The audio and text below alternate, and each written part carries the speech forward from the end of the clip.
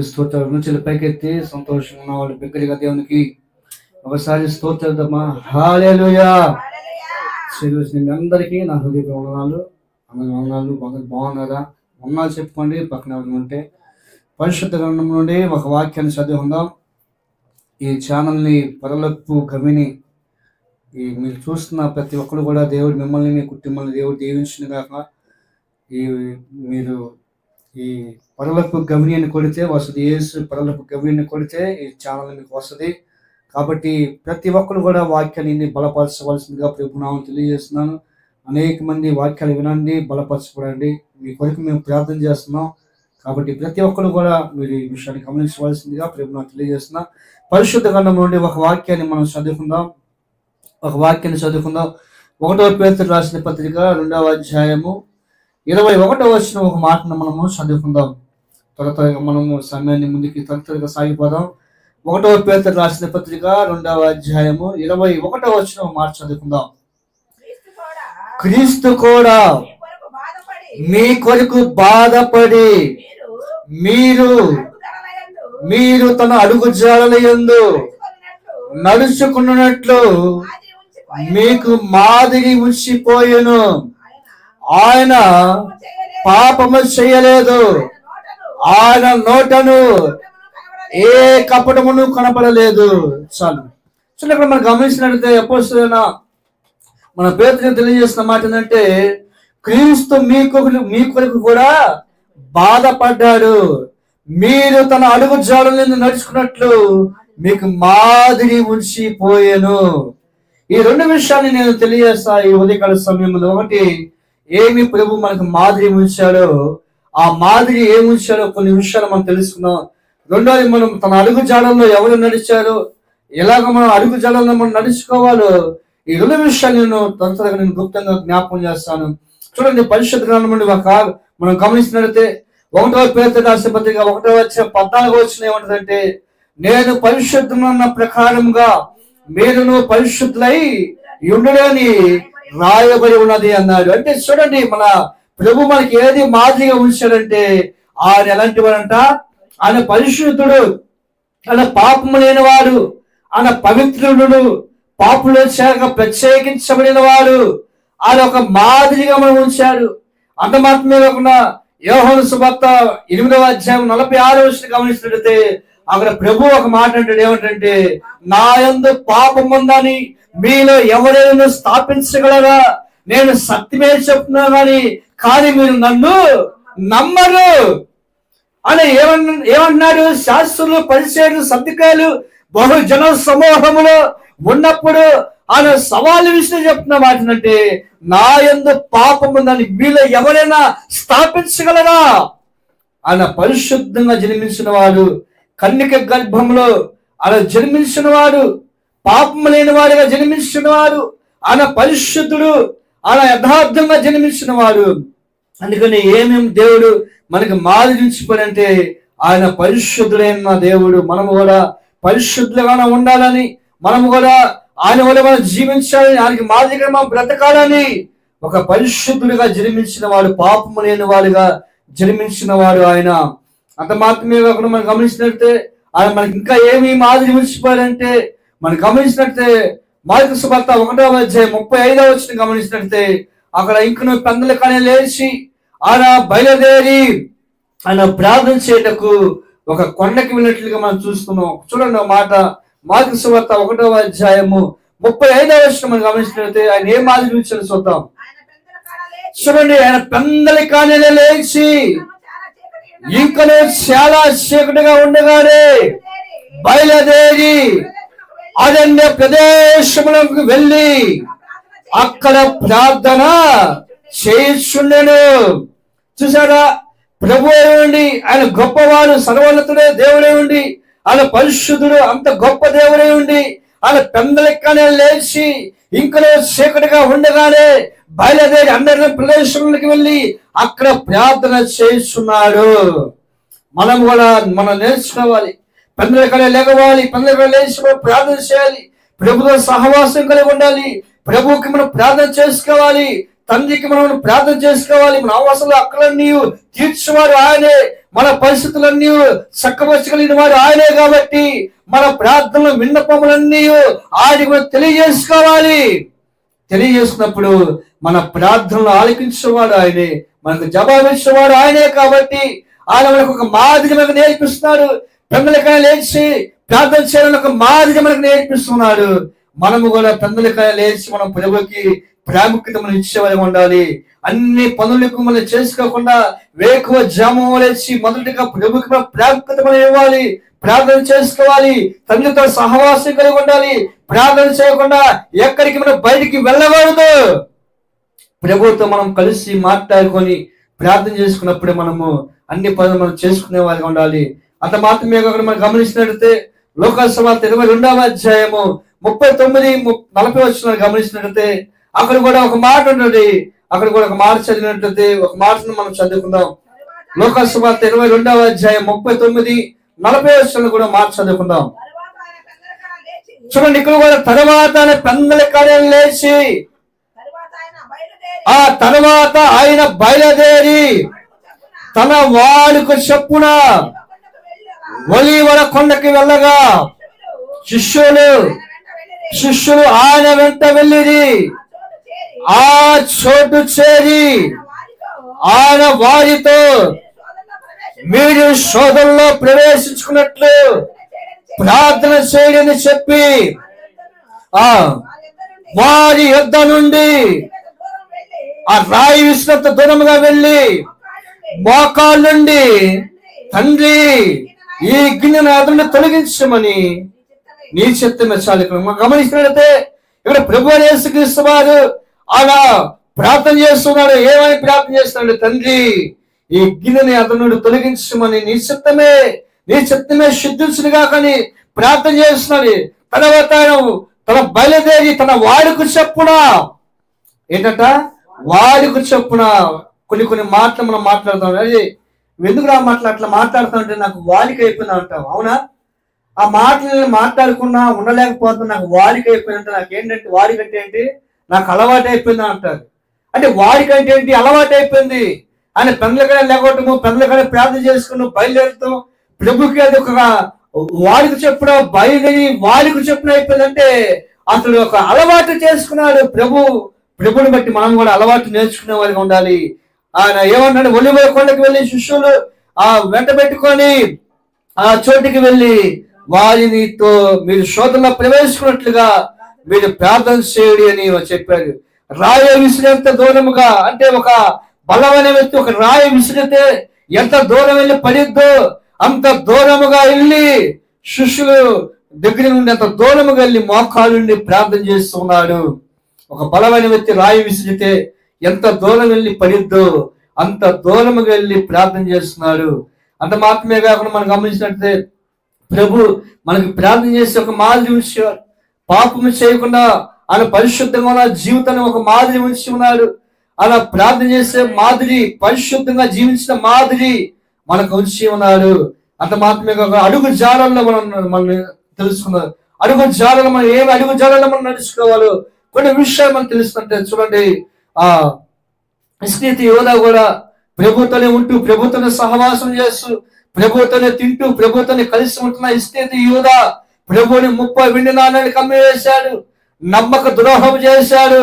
ఒక మాట చదివింటే చూడండి, మత్తయి సువార్త 27వ అధ్యాయం 3వ వచనం గమనించినట్లయితే అక్కడ ఒక మాట, చక్కటి మాటను మనం చదువుకుందాం. మత్తయి సువార్త 27వ అధ్యాయం 3వ వచనం ఒక మాట చదువుకుందాం. అప్పుడు ఆయనను అప్పగించిన యూదా ఆయనకు శిక్ష విధింపబడగా చూచి ఆ 30 వెండి నాణ్యములు ప్రధాన యాజకుల యొద్దకును పెద్దల యొద్దకును మరలా తెచ్చి నేను నిరపరాధి రక్తమును అప్పగించి పాపము చేసిందని చెప్పాను. చూడండి, ఇక్కడ మనం గమనించినట్లయితే ఇస్కరియోతు యూదా ప్రభుని 30 వెండి నాణేలకి అమ్మివేసి అతను ఏం చేశాడంటే, మళ్ళా వెండి నాణేలు నేను నిరపరాధిని అప్పగించిన పాపం చేశాను, పరిశుద్ధుని నీతిమంతుని అప్పగించిన పాపం చేశానని తమ హృదయంలో నొచ్చుకొని, తమ హృదయంలో బాధపడి మరలా ఆ 30 వెండి నాణాలు తీసుకొని అనుభవించలేదు, సుఖపడలేదు, సంతోషించలేదు. కానీ ఆ మనస్సాక్షి గద్దించి, మనస్సాక్షి పశ్చాత్తాప హృదయం కలిగి అతడు ఎక్కడికి వెళ్ళాడంటే పెద్దల యొద్దకు వెళ్ళాడు. ఎక్కడికి వెళ్ళాడు? ప్రధాన యాజకుల యొద్దకు వెళ్ళాడు, పెద్దల యొద్దకు వెళ్ళాడు. వెళ్ళినప్పుడు, అయ్యా ఇదిగో నేను నిరపరాధిని అప్పగించి, రక్తం అప్పగించి పాపం చేశాను అని అన్నప్పుడు వాళ్ళంతా మాట అంటే, వాటితో మాకేమి పని, నువ్వు అప్పగించావు, నీ పని అయిపోయింది, ఇక వాటితో మాకే పని, నువ్వు వెళ్ళు అని అన్నప్పుడు ఆ 30 వెండి నాణాలు ఏం చేసిన? దేవాలయంలో పారవేశాడు. దేవాలయంలో పారవేసి పోయి ఉరి పెట్టుకొని ఇస్కరియోతు చనిపోయినట్లుగా మనం చూస్తున్నాం. అదే ప్రభు దగ్గరికి వస్తే క్షమాక్షణ పొందుకునేవాడు, ప్రభు దగ్గరికి వస్తే క్షమాపణ పొందుకునేవాడు, మారు మనసు పొందుకునేవాడు. వాళ్ళు తిరిగి వెళ్ళాడు, పోయి ఉరి పెట్టుకొని చనిపోయిన చూస్తున్నాం. ముద్దు పెట్టి బోధకుడా నీకు శుభమని చెప్పేసి ముద్దు పెట్టుకొని ప్రభువుని పట్టించాడు, అప్పగించాడు. అతడు పోయి ఉరి పెట్టుకొని చనిపోయినట్లుగా మనం చూస్తున్నాం. ఒక వ్యక్తి ఏవో చూడండి, మత్తయి సువార్త 26వ అధ్యాయము 75వ వచనం గమనించినట్లయితే అక్కడ పేతురుని మనం గమనించినట్లయితే 3 సార్లు బొంకి అబద్ధం ఆడాడు. అతడు పశ్చాత్తాప హృదయం కలిగి ప్రభువును క్షమించమని పశ్చాత్తాపం కలిగి అతని వెలుపల పోయి సంతాపపడి ఏడ్చినప్పుడు పేతురు ప్రభువును క్షమించాడు.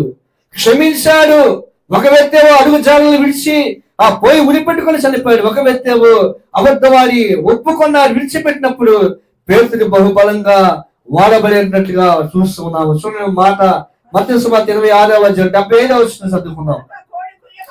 తర్వాత కోడి కోయక మునుపు నీవు నన్ను ఎరుగవని ముమ్మారు చెప్పదవని ఆ యేసు తనతో అనిన మాట పేతురు జ్ఞాపకము తెచ్చుకొని వెలుపలికి పోయి సంతాపపడి ఏడ్చెను. దేవునికి స్తోత్రం, హల్లెలూయా. చూడండి, ప్రభు చెప్పిన మాట జ్ఞాపకం చేసుకున్నాడు. పేతురు కోడి కూయక మునిపే నువ్వు నన్ను ఎరగవని ముమ్మార్లు అబద్ధమాడతావు, బొంకుతావు అని ముందుగానే ప్రభు చెప్పాడు. ప్రభు చెప్పినప్పుడు అతడు ఏమనంటే, నీ కోసం నా ప్రాణమైన ఇస్తాడు కానీ నేను నిన్ను విడిచిపెట్టి నేను పానని చెప్పిన పేతురు వెంటనే 3 సార్లు బొంకి అబద్ధవాడినట్లుగా మనం చూస్తున్నాం. అబద్ధవాడినప్పుడు ప్రభు చెప్పిన మాటను జ్ఞాపకం చేసుకొని అతన్ని వెలుపలకు పోయి సంతాపపడి ఏడ్చినట్టుగా మనం చూస్తూ ఉన్నాము. పేతురేమో క్షమించబడ్డాడు. పేతురేమో పశ్చాత్తాప హృదయం కలిగి క్షమించబడినప్పుడు కోడి కోయిక మునిపై నీవు నన్ను ఎరగవని ఆ మాటలు జ్ఞాపకం చేసి యేసు తనతో చెప్పిన ఆ మాటలు జ్ఞాపకం చేసుకొని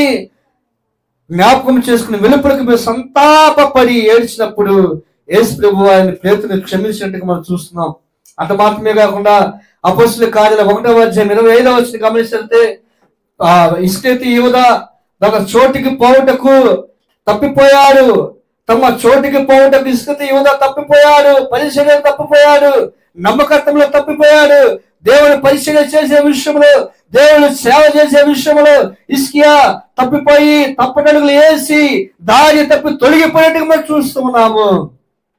అంత మాత్రమే కాకుండా మనం గమనించినట్లయితే 1వ కొరింథీయులకు రాసిన పత్రిక అక్కడ మనం గమనించినట్లయితే అపోస్తలుడైన పౌలు అంటే, నేను క్రీస్తుని పోలి నడుచుకున్న ప్రకారంగా మీరు నన్ను పోలి మీరు నడుచుకోనండి. 11వ అధ్యాయం 1-2 వచనం ఉంటుంది. అంత మాత్రమే కాకుండా మనం గమనించినట్లయితే అక్కడ మనం గమనించినట్లయితే ప్రభు ఒక మాదిరి ఉంచాడు. ఏ మాదిరి ఉంచాడంటే యోహాను సువార్త 13వ అధ్యాయము 15వ వచనం ఒక మాటను మనము చదువుకున్నాం. యోహాను సువార్త 13వ అధ్యాయము 15వ వచనం ఒక మాటను మనము చదువుకున్నాం. అక్కడ కూడా ప్రభు ఒక మాదిరి మనకు ఉంచిపోయాడు. ప్రభు శిష్యుల పాదాలు కడిగి, ఇదిగో నేను మీకు కలిగినట్లే మీరు కూడా ఒకళ్ళు కడుక్కోనని ఒక మాదిరి దేవుడు మనకు ఉంచాడు. తగ్గింపు జీవితాన్ని దేవుడు మనకు ఉంచాడు. 13వ అధ్యాయము యోహాను సువార్త 13వ అధ్యాయము 15వ వచనం చూడండి. నేను మీకు చేసిన ప్రకారము మీరును చేయవలనని మీకు మాదిరిగా ఇలాగూ చేసి తిని. చూసారా ఏం చేశాడనంటే శిష్యుల పాదాలు కడిగాడు ప్రభు. తను తాను తగ్గించుకొని పైన భుజం మీద తువాలు వేసుకొని శిష్యుల పాదాలు కడిగి ఆ తువాలు తీసుకుని శిష్యుల పాదాలు తుడిచాడు. అందుకని నేను మీకు చేసిన ప్రకారంగాను మీరు చేయడి అని మీకు మాదిరి ఉంచి ఇలాగును నేను చేసి తిని. మన తగ్గింపు జీవితము దేవుడు మనకి ఉన్నది. తగ్గింపు జీవితం, తగ్గింపు స్వభావము దేవుడు మనకి చూపిస్తూ ఉన్నాడు. ఎవరైతే తగ్గించుకుంటారో వాళ్ళు హెచ్చరించబడతారు. తనను తాను తగ్గించుకున్న వాడు హెచ్చరించబడతాడు. తను తాను హెచ్చరించుకున్నవాడు వాడు తగ్గించబడతాడని దేవుని వాక్యం సెలవిస్తుంది. అంత సర్వోన్నతుడు గొప్ప దేవుడే ఉండి తనను తాను తగ్గించుకొని శిష్యుల పాదాలు కడిగి నేను మీకు చేసిన ప్రకారంగానే మీరు కూడా ఇలాగా చెయ్యుడి అని అన్నాడు. కాబట్టి దేవుడు మనకు ఒక మాదిరి ఉంచిపోయాడు. అంత మాత్రమే కాకుండా హోషేయ గ్రంథం మనం గమనించినట్లయితే 6వ అధ్యాయం 8వ వచనం ఒక మాట చదివినట్లయితే అక్కడ కూడా ఒక మాట మనం చదివినట్లయితే అక్కడ కూడా ఒక మాట చదువుకున్నాం. హోషేయ గ్రంథము 6వ అధ్యాయం 8వ వచనం కూడా ఒక మాటను మనము చదువుకుందాం. అక్కడ కూడా మాట చక్కని మాట ఉన్నది. ఆ మాటను కూడా మనము చదువుకుందాం. 6వ అధ్యాయం హోషేయ గ్రంథము 6వ అధ్యాయం 8వ వచనం.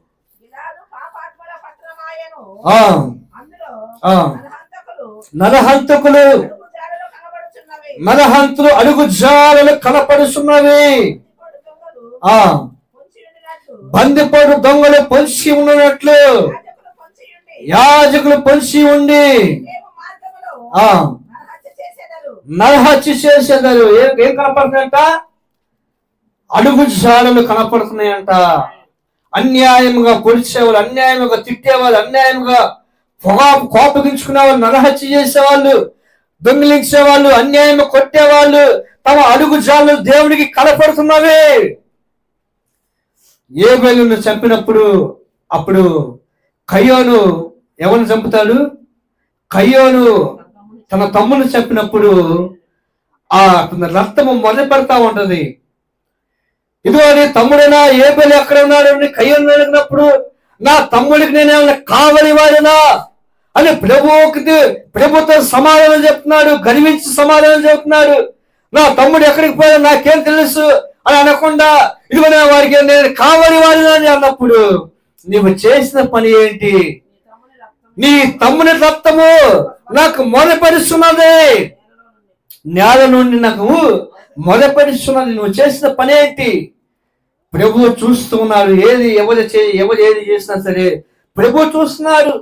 నీకు నాకు తెలియకపోయినా సరే, అక్కడ ఏమి జరిగిందో తెలియకపోయినా సరే ఆయన చూసే దేవుడు, ఆయన ఆలకించే దేవుడు.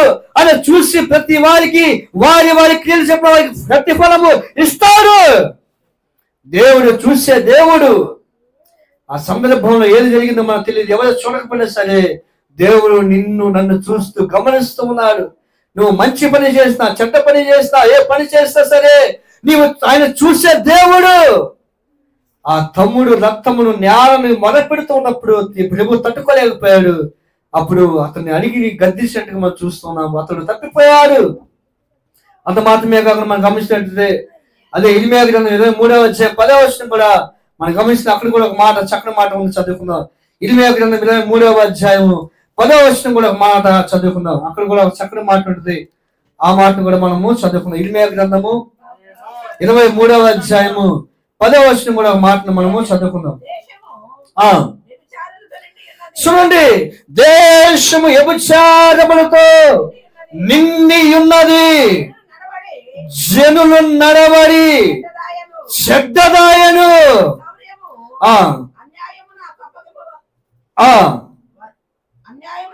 అన్యాయమునకును శాపగ్రస్తమైన దేశము దుఃఖపడుతున్నది. చాలు చూడక మనం గమనించిన దేశము వ్యభిచారముతో నిండి ఉన్నది. జనులు దారి తప్పి చెడిపోయిన వారిగా ఉన్నారు.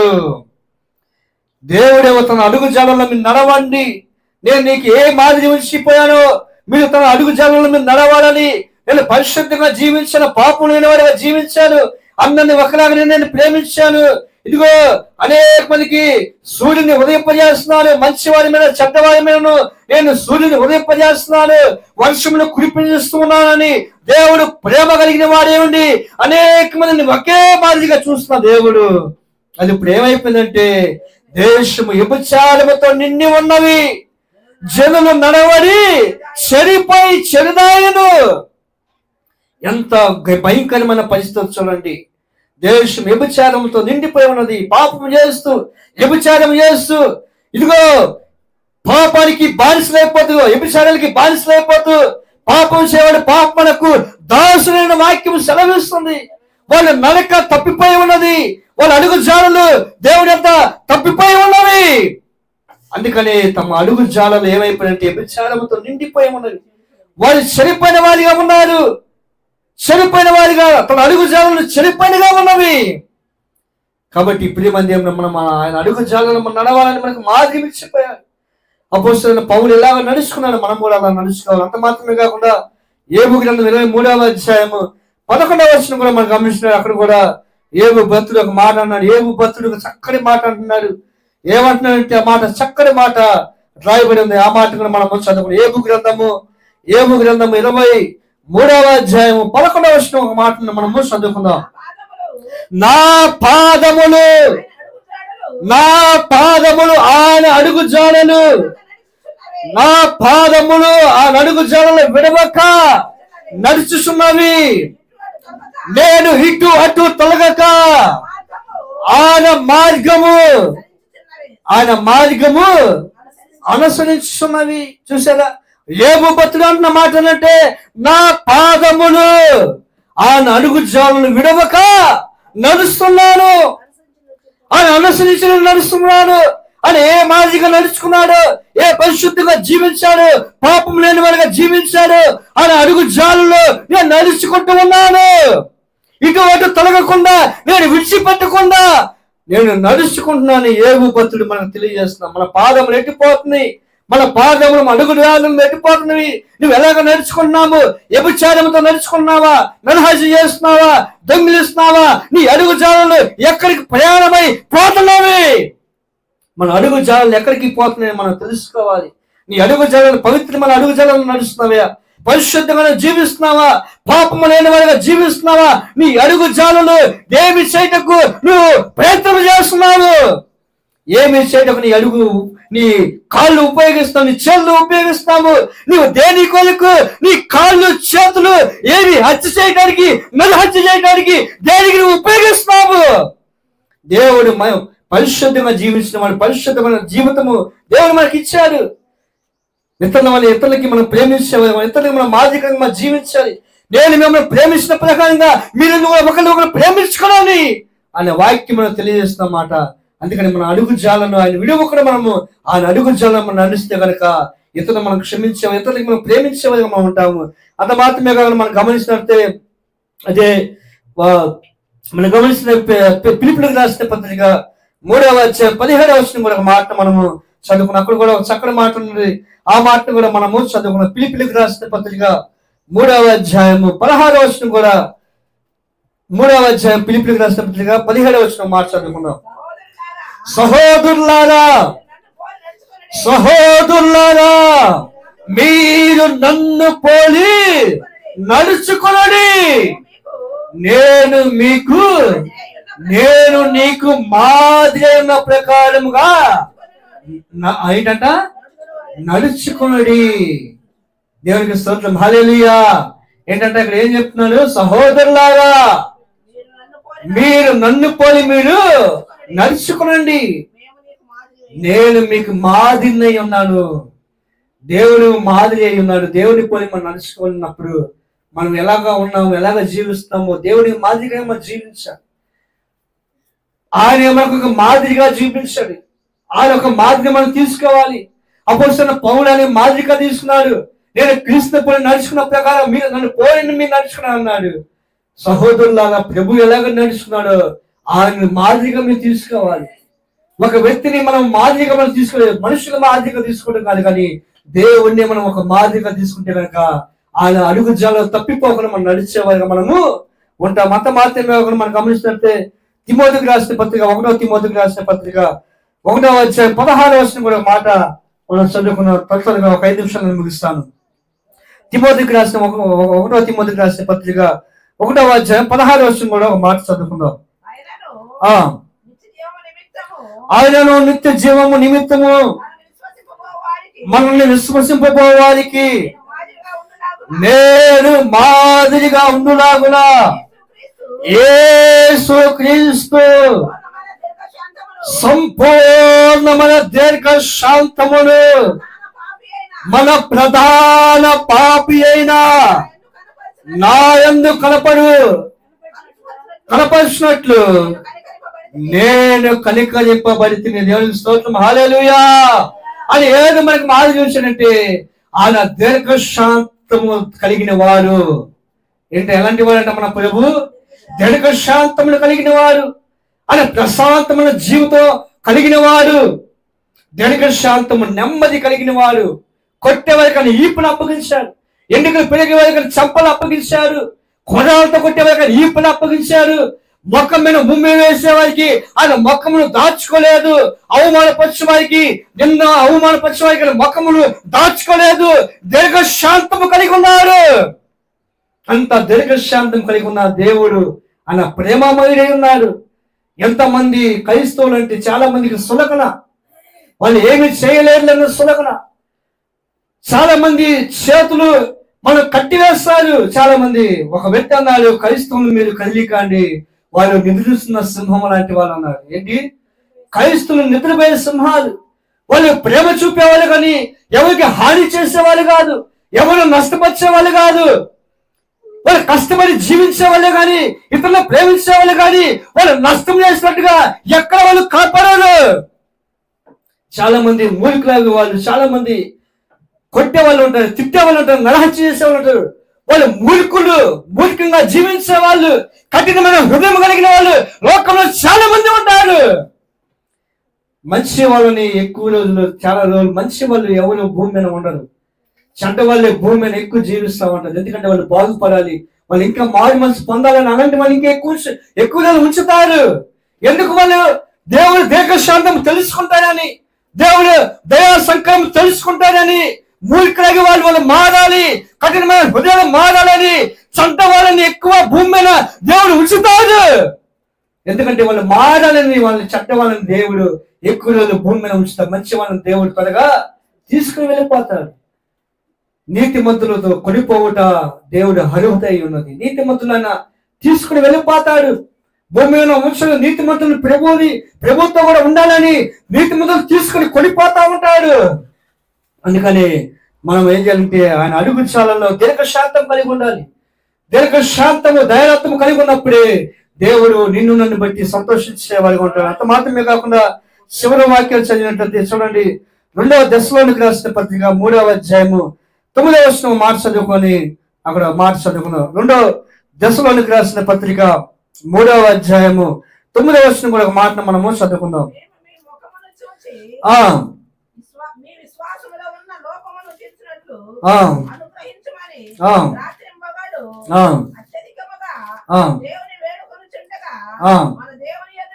మన దేవుని ఎదుట మిమ్మల్ని బట్టి మేము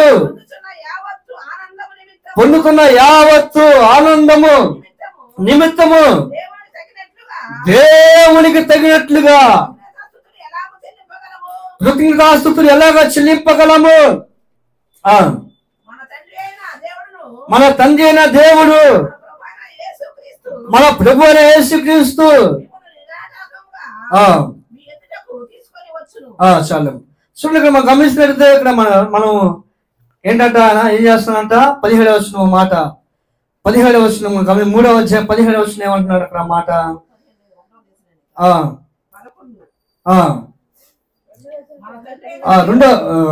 2వ దశలోనికి రాసిన పత్రిక 3వ అధ్యాయం 9వ వచనం. క్షమించండి, 2వ దశలోనికి రాసిన పత్రిక 3వ అధ్యాయం 9వ వచనం. 3:9 ఉందా? 2వ దశలోనికి 3:9.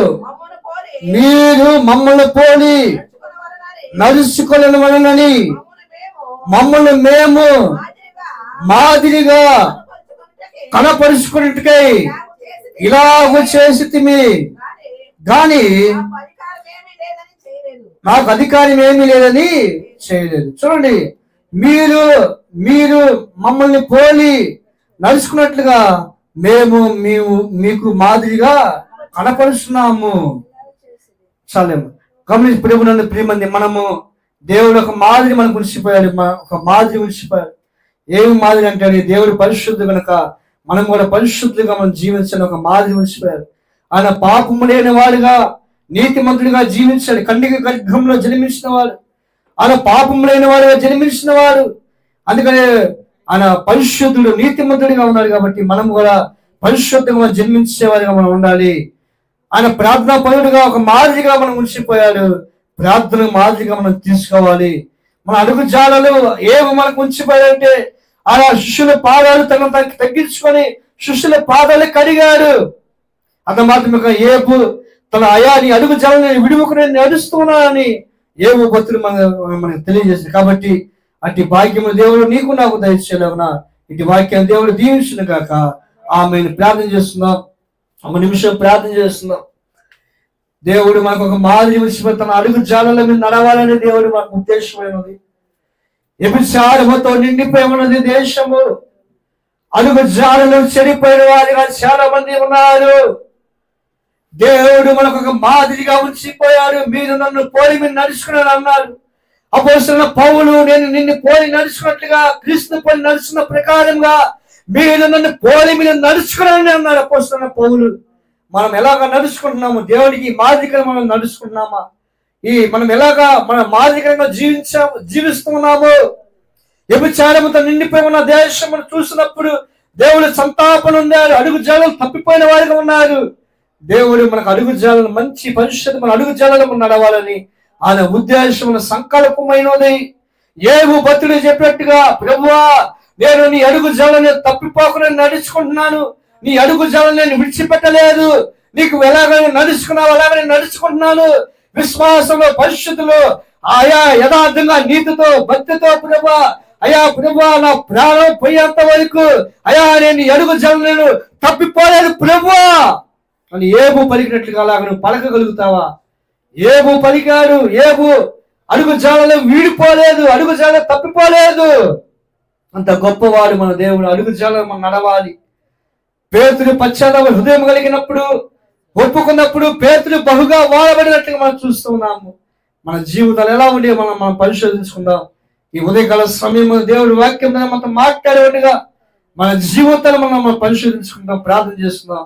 మహాపరిశుద్ధుడ ప్రేమ కలిగిన తండ్రి, నీ పరిశుద్ధ నామమున ప్రభా ఘనత మహిమ ప్రభావం చెల్లించుకున్నా ప్రభా. ప్రయాణ ప్రార్థనలో పాటలను ప్రభా, స్తుతి ఆరాధన కీర్తన భాగములు ప్రభా వాక్యం ద్వారా మాతో మాట్లాడిన ప్రతి మాటల బట్టి నీకు వందనాలు స్తోత్రాలు చెల్లిస్తా ప్రభా. ఎంతబడిన వాక్యాన్ని విని బిడ్డల హృదయాల్లో ప్రభా మీరు నీరు కట్టి మీరు ఫలింపచేయమని యేసు క్రీస్తు నామములో అడుగుచున్నాము తండ్రి. ఆమేన్.